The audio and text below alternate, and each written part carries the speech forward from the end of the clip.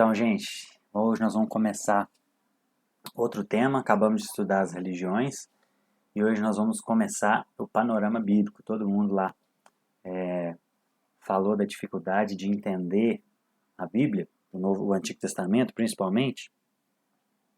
Então, vamos fazer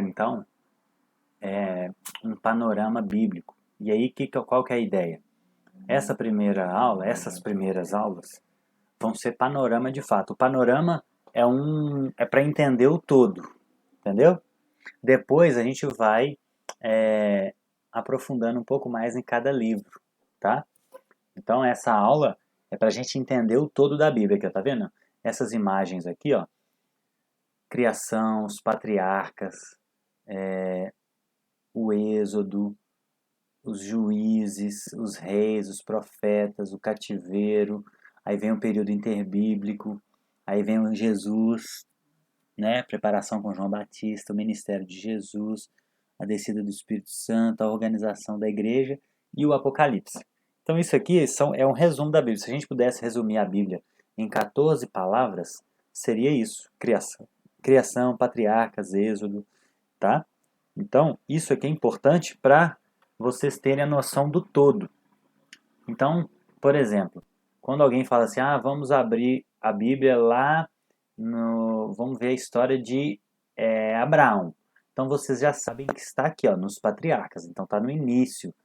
E aí vocês vão ver que está dentro do livro de Gênesis.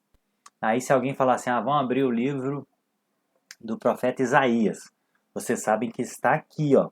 Então está quase no final do Antigo Testamento. E ele é um dos profetas maiores, né? São 5 profetas maiores. Nós vamos entender tudo isso. O que são profetas maiores, profetas menores. Então, isso aqui, essa aula é para vocês se situarem na Bíblia.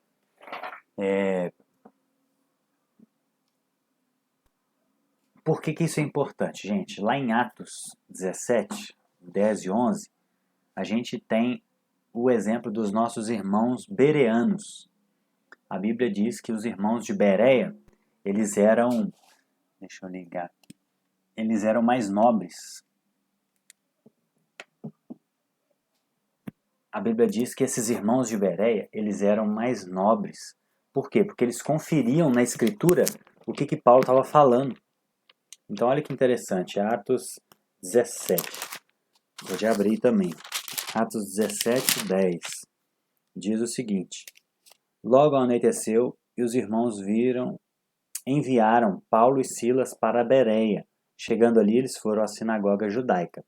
Os bereanos eram mais nobres que os tessalonicenses, pois receberam a mensagem com grande interesse, examinando todos os dias as Escrituras para ver se tudo era assim mesmo. Então, olha só, a gente tem o apóstolo Paulo pregando e esses irmãos, eles não deram carta branca para Paulo, vamos dizer assim. Eles conferiam se o que Paulo estava falando condizia com o que já estava revelado na Escritura. Então aqui a gente já vê 2 princípios, né? Primeiro, a gente tem que estudar a Bíblia, como esses irmãos. E segundo, que o que já está revelado não pode ser contradito, né? Deus não é incoerente. Se ele já revelou algo, e se for o mesmo Deus, né? Ele vai revelar de acordo com aquilo que ele já revelou. Então a Bíblia como um todo, ela tem que ter uma ordem, ela tem que ter uma coerência. Então a gente tem que estudar a Bíblia para conhecermos mais a Deus, né? Não tem como a gente conhecer mais a Deus se a gente não estuda a Bíblia. A Bíblia é a revelação especial de Deus. Deus se revela na natureza, Deus se revela dentro de nós, né? O Salmos 19 diz que os céus proclamam a glória de Deus e o firmamento anuncia as obras das suas mãos. Então Deus se revela na natureza. Paulo também vai falar isso lá em Romanos capítulo 1, que o que de Deus se pode conhecer, ou seja, o seu eterno poder e a sua divindade, se veem claramente por meio das coisas criadas. Então Deus revelou a si mesmo através da beleza da criação.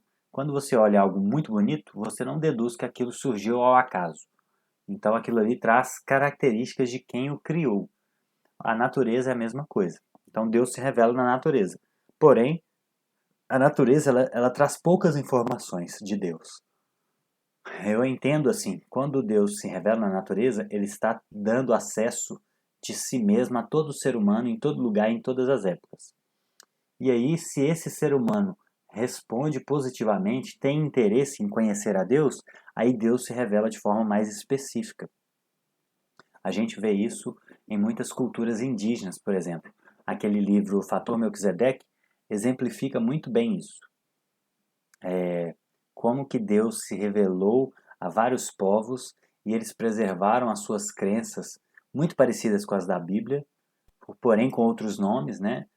E aí, quando chegaram os missionários, eles já tinham toda a estrutura do evangelho pronta. Era só eles trocarem o nome. Por exemplo, uma tribo acreditava que os seus antepassados tinham as palavras de Uá, que era o Deus, que eles chamavam Deus de Uá, num bloco de arroz. Então, só que esses antepassados comeram o arroz. E aí veio a maldição sobre eles. Então, isso é exatamente o relato da criação, da queda, né, do primeiro casal, no caso. Só que eles tinham outros termos. Então, quando os missionários chegam, é muito mais fácil de pregar o evangelho. Poxa, o bloco de arroz, na verdade, é a palavra de Deus, é a revelação de Deus. Então, Deus ele se revela na natureza, porém ele se revela de forma mais específica e de forma salvífica na Bíblia. O que é salvífico?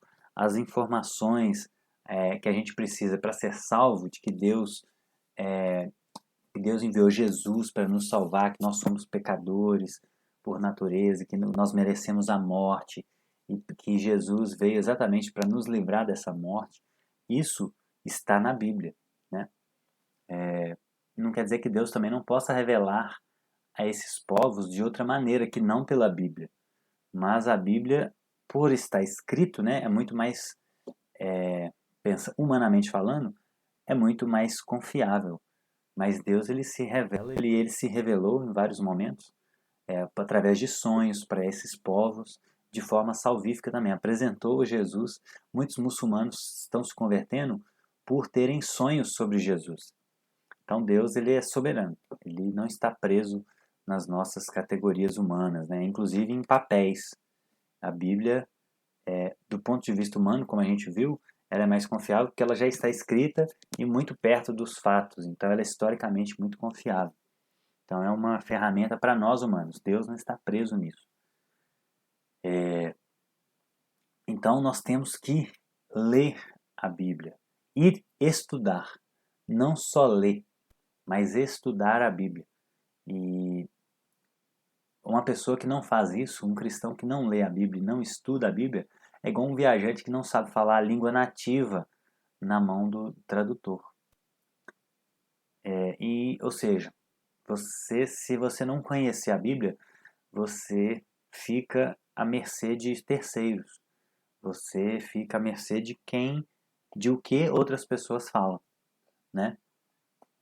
Imagina um viajante que não sabe falar a língua nativa, ele está sujeito ao que o tradutor fala. Se o tradutor quiser passar ele para trás, ele vai passar. Então, isso, o cristão ele precisa estudar e ler a Bíblia para que ele não fique sujeito, para que ele não fique à mercê, para que ele não fique cativo ao que outras pessoas falam, né? Tudo que um pastor fala, igual os bereanos faziam, vocês devem conferir na Bíblia para ver se o que eu estou falando, desde todo mundo que prega lá na igreja, se é verdade ou não, né? E a gente tem que ser confrontado se vocês perceberem que a gente está errando em algum ponto. Claro, da mesma forma que a gente tenta fazer, em amor, óbvio, mas a gente tem que ser confrontado, né? Que a verdade, ela liberta.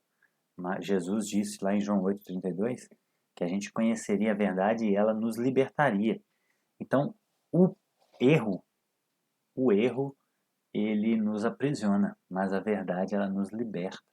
Então, nós temos a verdade na mão e muitas vezes não lemos e não estudamos sobre a verdade. E a gente vai ter uma vida menos plena do que a gente poderia se a gente conhecesse melhor a Bíblia, né? Jesus disse que ele veio para nos dar vida e vida em abundância. Então isso só é possível conhecendo bem a Bíblia, né? E outro ponto interessante é que o cristão que lê e estuda a Bíblia, ele não é levado por todo o vento de doutrina, como Paulo fala lá em Efésios 4:14. Gente, você abre a internet, é muito comum você ouvir falar de tudo na internet. A tecnologia, ela é excelente nesse ponto, porque ela popularizou o conhecimento, porém, isso tem um preço, né? Pessoas podem estar usando de má fé, ou às vezes por não saberem mesmo a verdade. Então a gente está sujeito a todo tipo de doutrina. E se a gente não lê e estuda a Bíblia, a gente está sujeito a acreditar nessas coisas. E qual é a diferença de ler e estudar, gente? A maioria das pessoas, ou grande parte delas, leem a Bíblia da seguinte forma: pega um dia lá, abre a Bíblia num lugar e vê o que está escrito. Aí ela vai lá no livro de Jeremias, aí vê palavras assim: essa palavra que veio ao profeta Jeremias acerca dos filisteus antes do ataque do faraó a Gaza. Aí assim, ela nunca leu a Bíblia. Aí ela vê aqui várias palavras. Jeremias, ela não sabe nem quem é Jeremias. Filisteus, ela não sabe quem é esse povo filisteu. Antes do ataque do faraó a Gaza, ela não sabe nem onde é Gaza. Então, ela fica toda perdida. Aí, no outro dia, ela vai ler uma outra parte. Aí ela abre e vai lá nos Salmos. Diz o tolo em seu coração, Deus não existe. Salmo 53. Esse é até mais fácil de entender, né? Mas quando é contextos históricos, por exemplo, ela vai lá em 1º e 2ª Crônicas. Aí ela vai ver lá o nome de um rei. Ela não sabe se situar na Bíblia. Então a gente tem que estudar a Bíblia. E esse panorama é exatamente para tentar fixar essa visão macro da Bíblia na sua cabeça, para que quando a gente falar de um texto, você se localizar dentro da Bíblia, né? Se os cristãos lessem e estudassem mais a Bíblia, haveria tanto engano nas igrejas de hoje. Não sei se vocês lembram o caso de um pastor que adulterou e disse estar na Bíblia. Entrevistaram ele, isso foi fato real. Foi um repórter lá entrevistar ele. Esse pastor teve um caso com a vizinha, que era da igreja dele. E aí, gente, o repórter perguntou a ele, mas como é que foi isso? Por que você fez isso? Aí ele falou, não, Deus falou para eu adulterar. Aí o repórter, eu acho que nem era cristão, né? Não sei. Mas o repórter, o quê? Deus falou como? Tá na Bíblia. Deus falou, pega a mulher, adultera e adultera. Aí o repórter falou, onde que tá isso? Aí o moço foi abrir a Bíblia, um moço senhorzinho simples, parece que era pedreiro. E aí ele abriu lá no livro de Josué, se não me engano, que fala para um profeta pegar a mulher adúltera. E aí, gente, o repórter confrontou a pessoa na hora, o senhorzinho. Mas aqui está escrito adúltera, tem um acento, e não adultera. Aí o pastor olhou e falou assim, olha rapaz, não é que é verdade? Tá vendo como que é bom o Espírito? O Espírito está falando. Gente, é um negócio mais cômico. Então, assim, total desconhecimento, né, da Bíblia. Poxa, um princípio tão simples, se Deus é muito claro sobre a questão do casamento, de ter uma só mulher, será que ele iria se contradizer? A pessoa não pensou nisso. Olha que caso extremo, absurdo, mas real, né? Mas esse é o ser humano, a gente, para satisfazer os desejos da nossa carne caída, né? Não da nossa corpo físico. Carne, quando Paulo fala carne, ele está querendo dizer nossa natureza caída. Então, para a gente satisfazer os desejos da nossa natureza caída, a gente faz de tudo, até se enganar, né? Então, esse pastor achou um texto e, infelizmente, achou nele um contexto para dar vazão às seus desejos, né? Então, gente, nós vamos ver nessas aulas, a metanarrativa bíblica. O que é metanarrativa? Meta tem a ver com além. Narrativa é uma narração, é uma história. Então nós vamos tentar olhar de uma forma mais ampla para a Bíblia, como se a gente saísse dos livros Eclesiastes, Lamentações, Oséias, Novo Testamento, Mateus, Marcos, como se a gente desse uma distância da Bíblia e tentasse entender a história como um todo. E aí, por isso que nessas aulas, a gente não vai entrar em cada livro da Bíblia, por enquanto.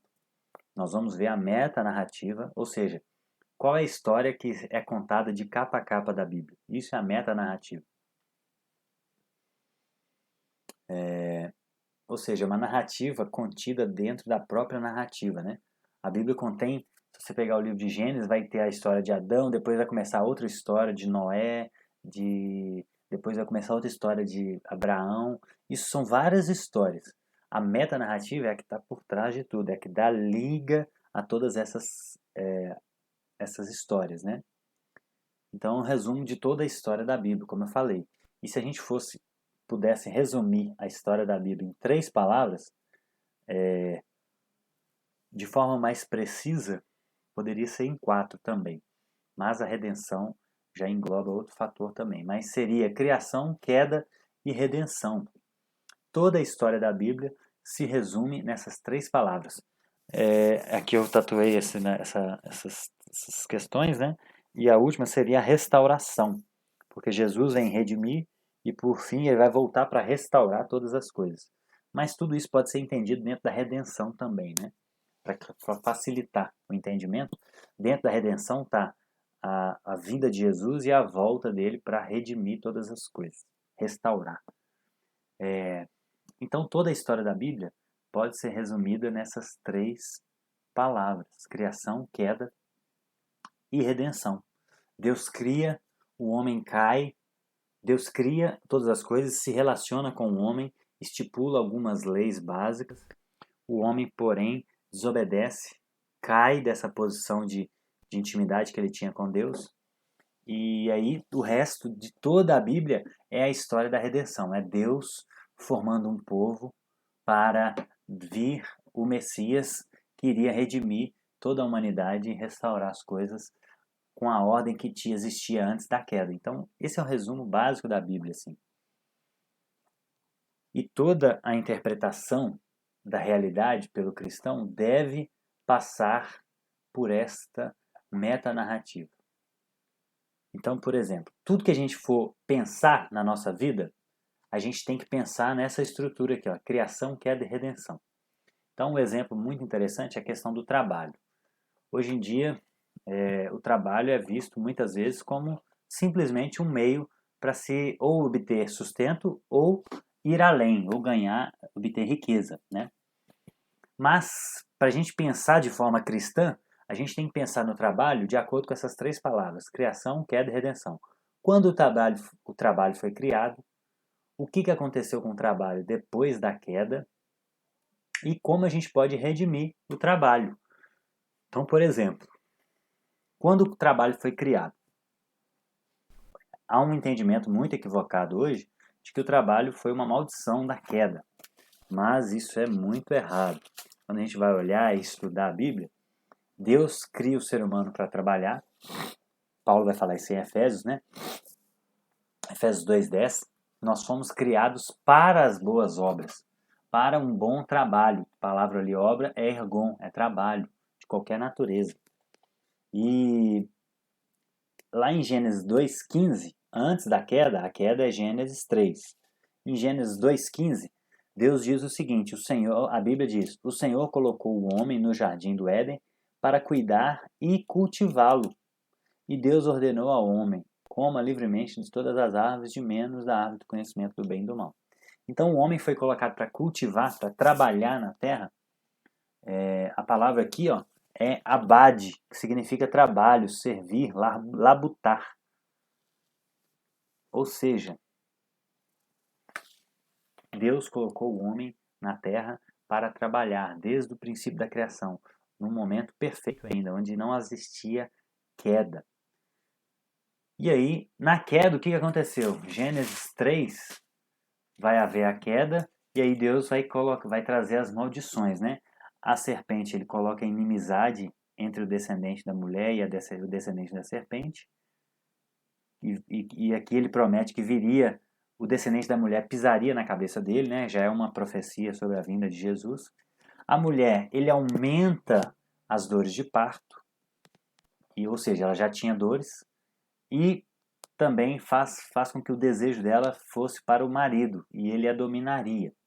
Então é a questão da submissão, né? A mulher quis ser independente na queda, e agora ela vai ter que se submeter ao sacerdócio do marido.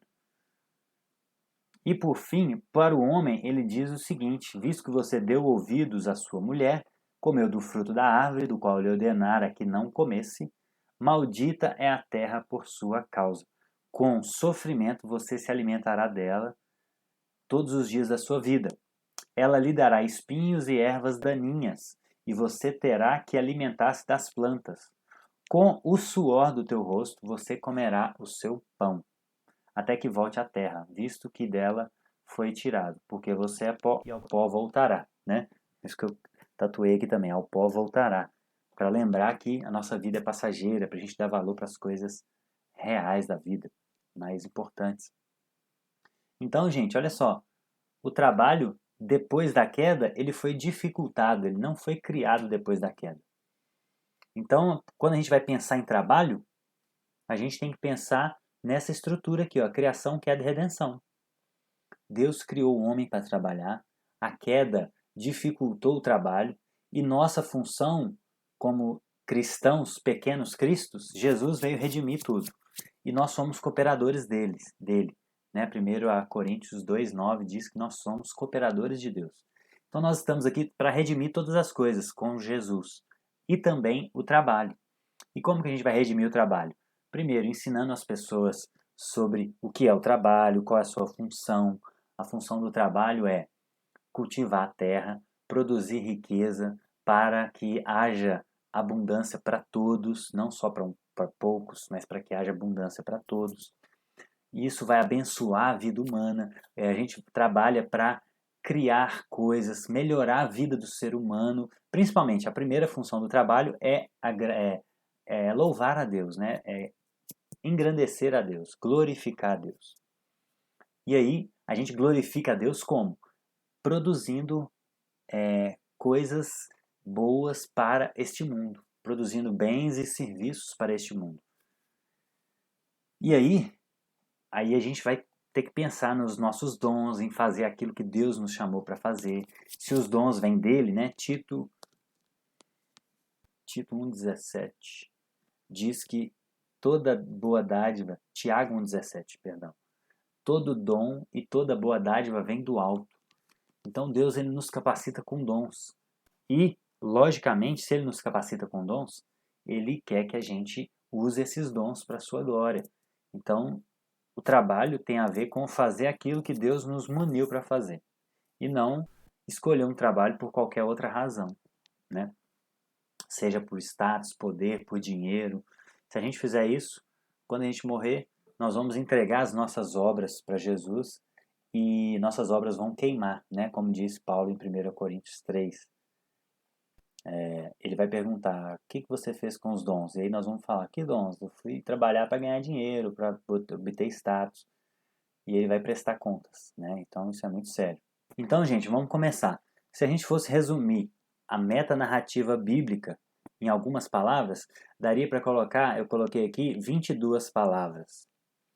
Então, a primeira delas é a criação. Né? No princípio criou Deus os céus e a terra. Deus cria todas as coisas. Na verdade, a Bíblia não, a história cronológica não começa com Gênesis 1:1.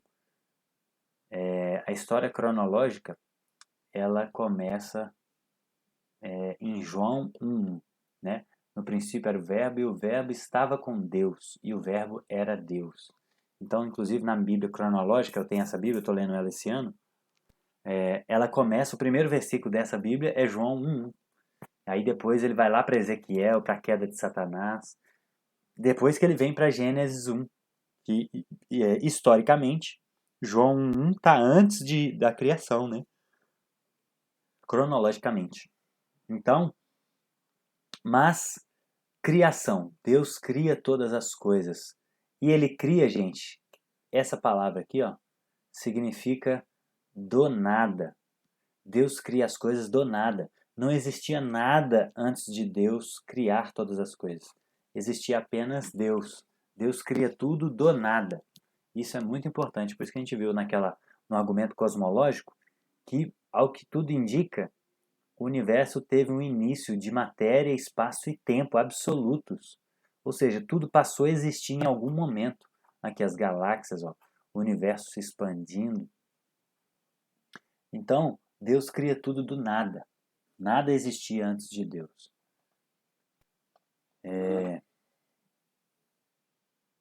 E isso está descrito de forma mais detalhada lá em Gênesis 1 e Gênesis 2. Gênesis 1, a gente tem um relato mais panorâmico, né, como a gente está fazendo aqui. Deus vai dizendo o que Ele criou em cada dia. Depois, em Gênesis 2, a gente dá um zoom na criação do homem. Deus começa a trazer um pouco mais de detalhes sobre a criação do homem. E aí, ele termina com os detalhes, né, que como ele fez a mulher. Em Gênesis 1, ele apenas diz que no sexto dia Deus criou o homem e a mulher, mas não diz como que Deus criou. Não diz aqueles detalhes. Diz só, façamos um homem, domine ele sobre os peixes, sobre as aves. Então Deus abençoou e diz para eles se multiplicarem. Mas em Gênesis 2, Deus dá mais detalhes da criação. Então tudo isso está escrito lá em Gênesis. Isso é a criação. Depois vem a queda. Em Gênesis 3. O que é queda, gente? É a separação entre Deus e o homem. O homem caiu. Ele estava numa posição de filiação com Deus. E aí ele desobedece. A mulher, Eva, come o fruto, dá a Adão. Adão também come do fruto. E eles caem dessa posição de filiação. Então isso é a queda.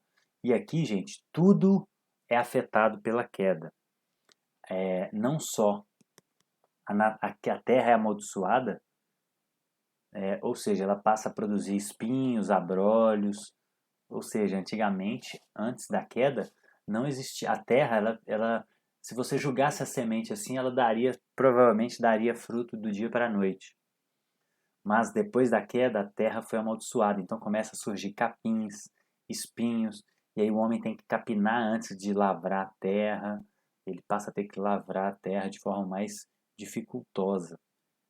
E não só a terra, o mundo físico é afetado, mas tudo é afetado. O ser humano dentro de si, os seus sentimentos, o seu intelecto é prejudicado, a sua moral, né, óbvio, a sua espiritualidade, ele é separado de Deus. A terra passa a produzir não só espinhos e abrolhos, mas tudo que é ruim na terra começa a acontecer aqui. Furacões, fome, seca, doenças, tudo surge na queda. A queda fez com que tudo fosse desarranjado, tudo fosse desarrumado. Por isso é tão sério a doutrina da queda.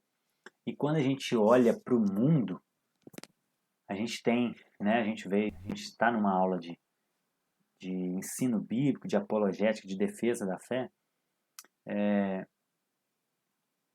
O mundo traz evidências claríssimas de que a doutrina da queda é verdadeira. Então todo ser humano sabe que existe algo de errado com o mundo. Ninguém acha que o mundo está na sua melhor versão. Todos percebem a existência do mal. Então isso é explicado pela queda. Né? Como a gente viu lá na aula sobre o argumento moral, o mal é uma evidência de que Deus existe. A gente não falaria que algo é mal se a gente não soubesse o que é o bem. Então, o mal é uma evidência de que Deus existe. Agora, lidar emocionalmente com o mal que é difícil, né? Mas intelectualmente, o mal nos traz a evidência de que Deus existe. Então, esse homem é separado de Deus na queda. Aí já são duas palavras, ó. A partir daqui, ó, de Gênesis 3,15, aqui a gente está dentro da queda ainda, ó. De Gênesis 3,15, a partir daqui, Deus já promete a vinda do Messias, né? É o que eles chamam os teólogos chamam de proto-evangelho, né? O princípio do evangelho, o primeiro evangelho. Olha o que diz Gênesis 3,15. Eu porei inimizade entre você e a mulher, Deus falando com a serpente, entre a sua descendência, a descendência da serpente, e o descendente dela, da mulher. Ou seja, Deus iria colocar inimizade entre a descendência da serpente, ou seja, os filhos da desobediência, e Jesus. E Jesus lhe ferirá o calcanhar. Este, né, o filho, o descendente da mulher. Este lhe ferirá a cabeça. Então a cruz foi exatamente o golpe fatal sobre a cabeça da serpente. Então isso é o proto-evangelho. E aí depois da queda, há o primeiro sacrifício para cobrir o pecado. Olha que interessante.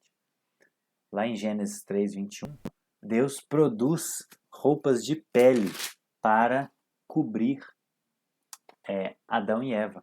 Eles estavam nus. Antes do pecado, eles poderiam andar nus. Se não houvesse pecado, a gente estaria andando nu até hoje. Porém, as roupas existem exatamente para mostrar que a gente perdeu alguma coisa lá atrás. Então, por isso é tão sério, gente, a modéstia cristã.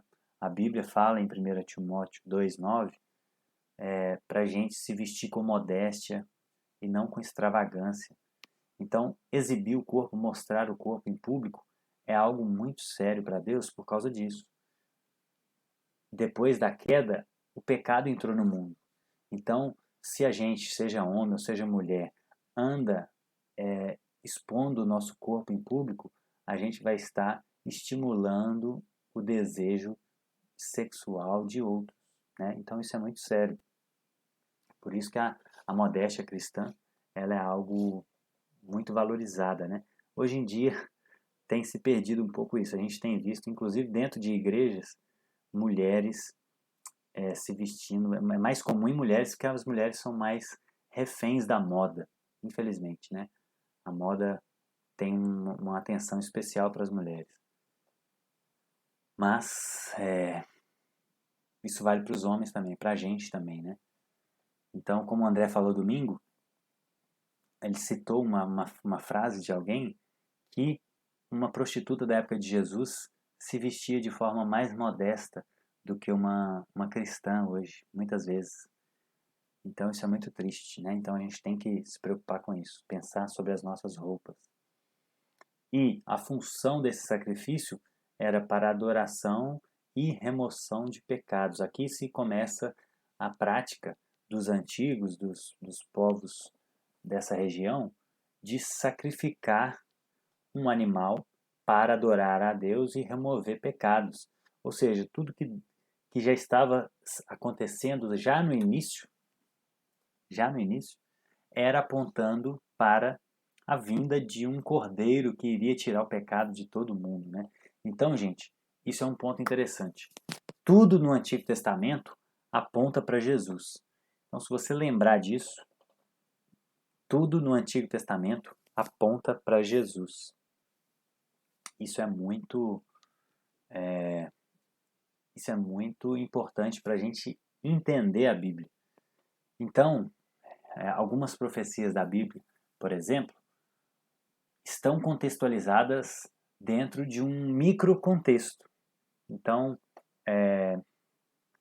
quando os profetas estão falando lá sobre, quando Isaías, por exemplo, que a virgem conceberá, dará à luz a um filho, por exemplo, o que Isaías tinha em mente, provavelmente, era uma virgem que daria à luz um filho que viria um rei reinar sobre Israel, na época dele, ou bem próximo dele.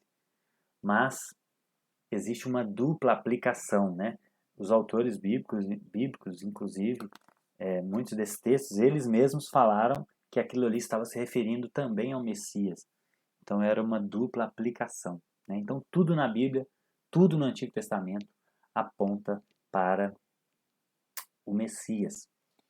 E aí, gente, Adão e Eva são expulsos do jardim.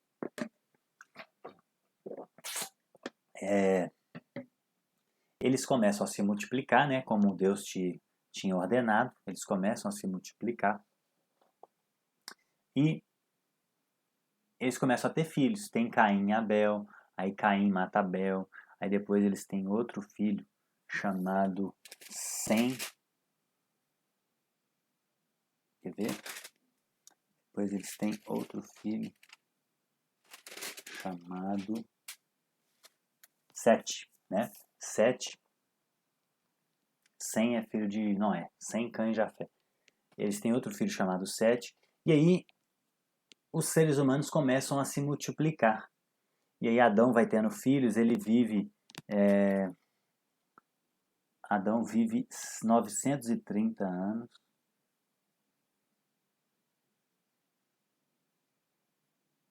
Ele viveu 800 anos, quer dizer... Não, minto, viveu 930 anos. Gênesis 5, 5. Adão viveu 930 anos e ele teve muito filho nesse período, né? E aí já surge uma questão, né? Como assim viver 930 anos? Será que isso é literal? Ou será que isso é uma linguagem figurada da Bíblia? Quando a gente entrar nos livros, a gente pode ir entrando nessas... No final da aula, vocês vão anotando aí. No final da aula, a gente tem aquele tempo que a gente conversa e a gente vai tirando as dúvidas. Mas, basicamente, aqui, o homem tinha acabado de perder tinha acabado de acontecer a queda. Então, a genética ainda era muito boa, ainda não tinha sido corrompida totalmente. Isso foi se corrompendo gradualmente à medida que foram vindo outras gerações, né? Mas pode ser literal, com certeza, tá? E aí vão surgindo novas pessoas, novos descendentes, até chegar à vida de um homem chamado Noé. E aí, nesse tempo, já tinha se passado vários anos, né? Várias centenas de anos. E quando chega em Noé, a raça humana já estava num nível de corrupção muito grande. Muito, muito, muito grande. E Deus chega a dizer que Deus se arrependeu, né, de ter criado o ser humano.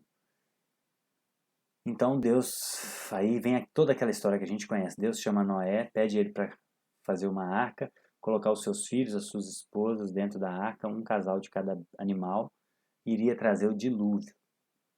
Então essa é a nossa terceira palavra, dilúvio.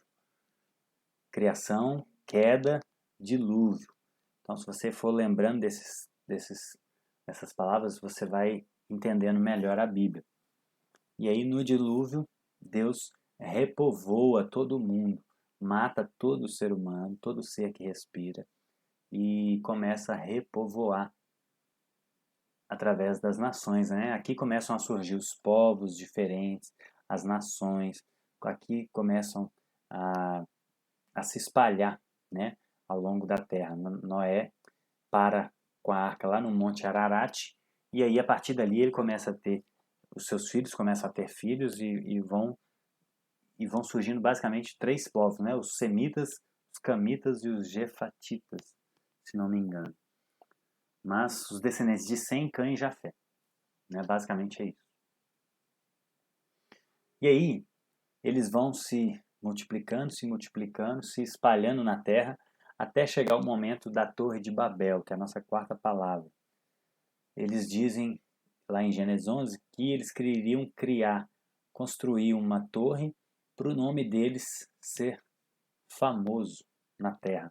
Então os homens queriam ser famosos, queriam ser vistos, e aí Deus confunde a língua deles, né? Eles estavam todos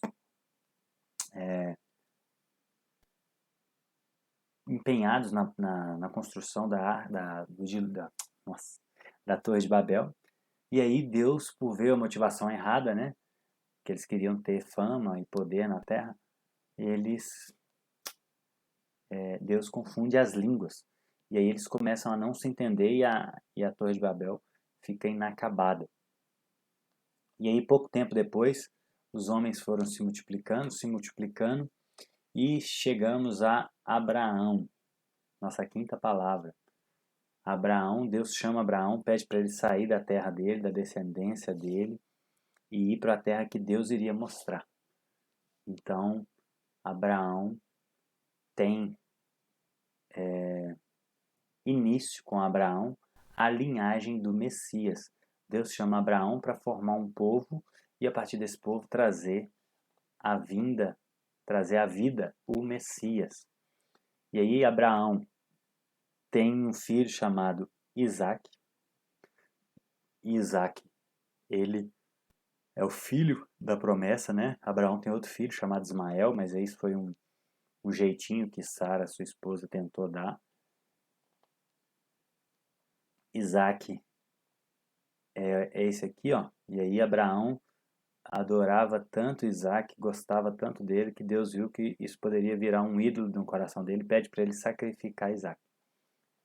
Então ele é o filho da promessa. Então muita história, muita moral boa a gente pode tirar desse texto, né? A fé de Abraão, a disposição dele em perder, nossa, é muita coisa. Esse é um texto muito rico, é um evento muito rico da Bíblia. E aí Abraão tem Isaac, Isaac tem outro filho chamado Jacó, e Jacó, um dia, ele tem um encontro com Deus, Deus muda o nome dele para Israel. Então aqui que surge o povo de Israel, né? Por quê? Porque Jacó, que era um descendente, neto de Abraão, Deus muda o nome dele para Israel. Aqui nós já estamos em Gênesis 25, ó. Cada Gênesis 21, Isaac, Gênesis 12, Abraão, situando vocês no livro, tá? Isaac, Jacó, tem 12 filhos, e aqui surgem as 12 tribos de Israel, né? Aqui surge o conceito de 12 tribos de Israel. Jacó tem esses 12 filhos, um desses 12 filhos é José, que era o preferido dele. Então a gente já está na nossa oitava palavra, ó, que está lá em Gênesis 30. Né? Esse era José. José era um homem excepcional. Os irmãos dele tinham inveja dele, e ele é vendido como escravo para o Egito. E lá no Egito, depois de alguns anos, começa a ter fome. Então os israelitas vão para lá. E aí tem toda aquela história de José no Egito, né? Que ele fica muitos anos sem ver os irmãos, e aí os irmãos vão lá pedir comida e não reconhecem ele, que eles tinham vendido, ele era um jovem, agora ele já era um homem vestido com roupas do Egito. E aí tem toda aquela história que a gente já viu, ele se revelando aos irmãos, uma história linda também de perdão, de soberania de Deus, né? Que o próprio José fala, não foram vocês que me venderam para cá, Deus tinha um plano. É claro que as duas coisas não se excluem. Eles tomaram a decisão livre de vender José, mas Deus já tinha um plano por trás disso, né? E aí eles ficam lá, José, toda a geração dele morre, Jacó, né, José e todos os seus irmãos. E aí surge, e os israelitas vão se multiplicando, eles chegam lá em 70 pessoas, e eles vão se multiplicando lá no Egito, porque estava tendo fome em Canaã. E aí surge um outro rei que não conhecia José, nem Jacó, e começa a escravizar os israelitas. Então aqui começa o período da escravidão. Eles ficam escravos lá. Eles ficam no Egito por 420 anos. E depois de muito tempo, depois de tanto tempo, Deus vê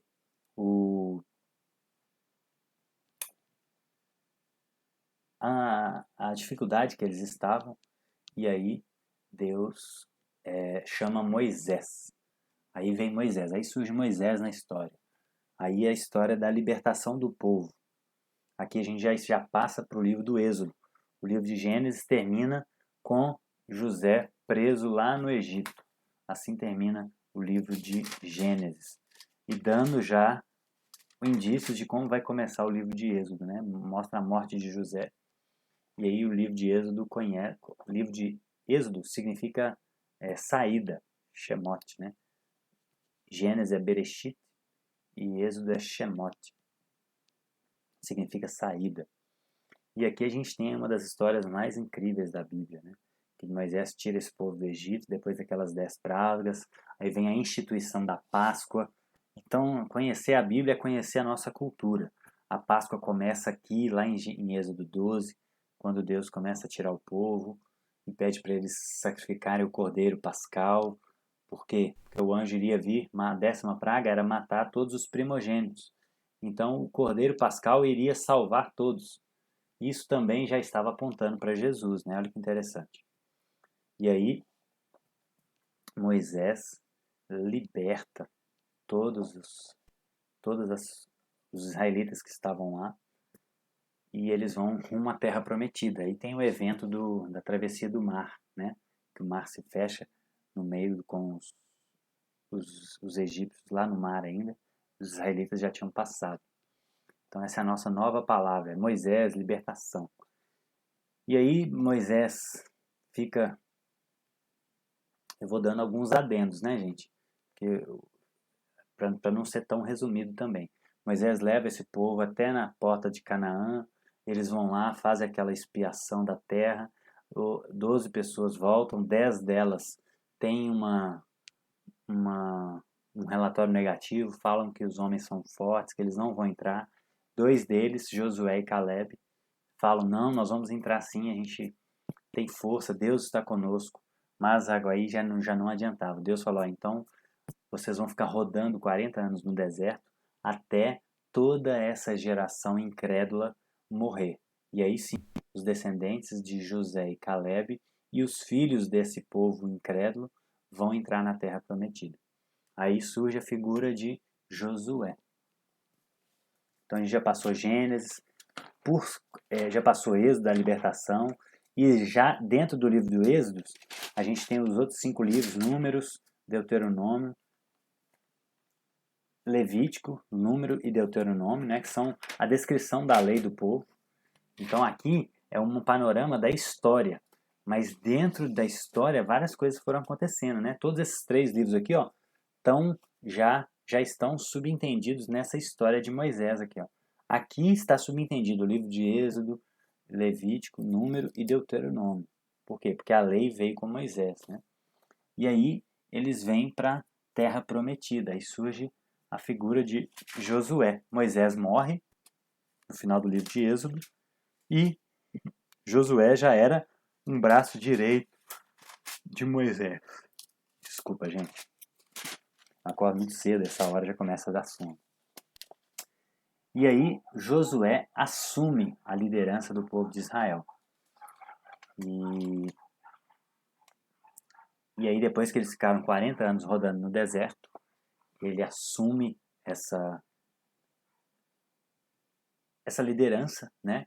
E eles invadem os povos, né? Deus ali nesse momento, ele estava querendo executar juízo sobre esses povos. Lá em Gênesis, capítulo 14, 12, 14 mais ou menos, Deus tinha falado com Abraão que ele iria para um lugar e que esse lugar tinham pessoas ímpias, mas que Deus, a medida de iniquidade deles ainda não tinha alcançado um nível.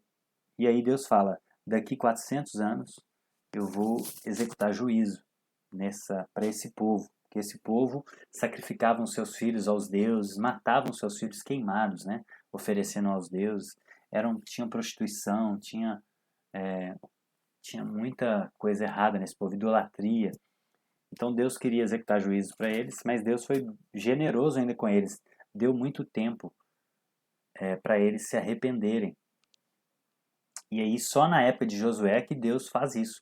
Então através da espada de Josué e do povo de Israel que Deus executa juízo na vida desses povos. Por isso que é muito comum as pessoas, não, mas como que Deus mandou matar? Isso não é errado, né? O próprio Deus não mandou matar? Poxa, é muito fácil de entender, né? Deus proibiu o ser humano de matar ao seu bel prazer, né? Esse é o primeiro ponto, porque quem decide quem vai viver ou morrer é Deus. Então o ser humano não pode tomar essa decisão, a não ser os governantes que foram instituídos por Deus, né? Mas o ser humano comum não. Segundo a proibição ali é de assassinato, não de matar qualquer coisa, né? Tanto que a própria lei permitia matar em legítima defesa. Então, não é qualquer matar. E por último, aqui era o próprio Deus que estava mandando Josué e os israelitas matarem aquele povo, por causa do juízo que Deus queria fazer. Aquele era um povo ímpio, aquele era um povo que já estava há 400 anos praticando maldades terríveis na terra. Então Deus foi misericordioso com eles durante 400 anos e decidiu executar juízo pelas mãos de Josué. E aí ele entra na terra prometida. Finalmente, Josué entra na terra prometida, domina esses povos, mata quase todos eles, toma posse da terra, institui o povo de Israel, agora que andava nômade pelo deserto, agora eles se tornam uma teocracia, ou seja, theos é Deus, né? Cracia é regimento, é lei. Então, uma lei regida por Deus, né? Um sistema de governo regido por Deus. Então, surge a teocracia de Israel aqui. Deus é o governante desse povo, né? Então, gente, nós vamos ficar por aqui hoje e na próxima aula a gente continua entrando no período dos juízes, tá bom? Deus abençoe vocês.